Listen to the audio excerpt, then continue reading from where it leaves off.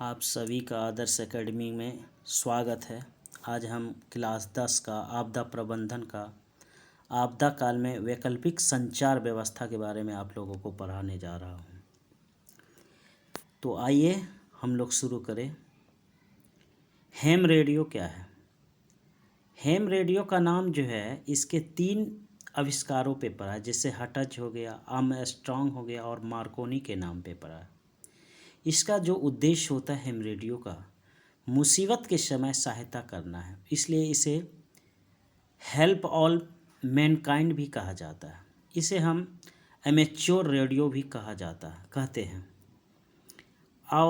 आइए हम लोग जानते हैं उपग्रह संचार। अंतरिक्ष में तैनात एक कृत्रिम उपग्रह है।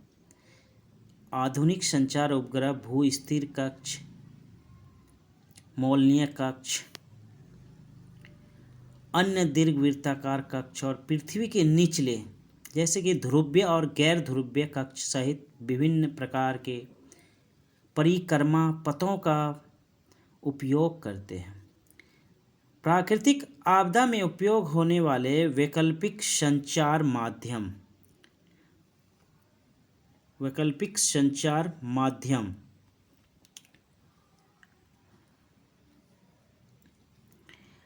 तो आइए हम लोग पहला पॉइंट देखते हैं। रेडियो संचार वैकल्पिक संचार माध्यम रेडियो तरंग इलेक्ट्रोमैग्नेटिक है, जिसे एंटीना द्वारा एक स्थान से दूसरे स्थान तक प्रेषित किया जाता है।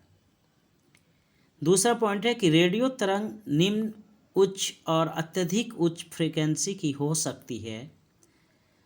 तीसरा पॉइंट आपको कहता है कि रेडियो रिसीवर का किसी खास फ्रीक्वेंसी पर रखकर हम खास संकेत प्राप्त कर सकते हैं तथा लंबी दूरी से संपर्क साधने के लिए उच्च फ्रीक्वेंसी की तरंग बहुत अधिक फ्रीक्वेंसी वाले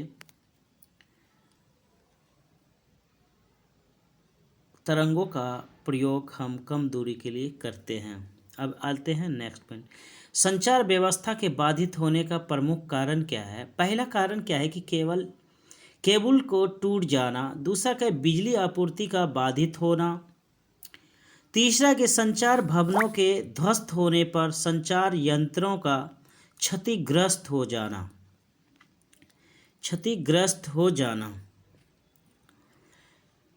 चौथा के ट्रांसमिशन टावर का क्षतिग्रस्त हो जाना। अब नोट में आए हम लोग जानते हैं कि संचार का सबसे लोकप्रिय साधन अगर मैं बात करूं तो वो है सार्वजनिक टेलीफोन है।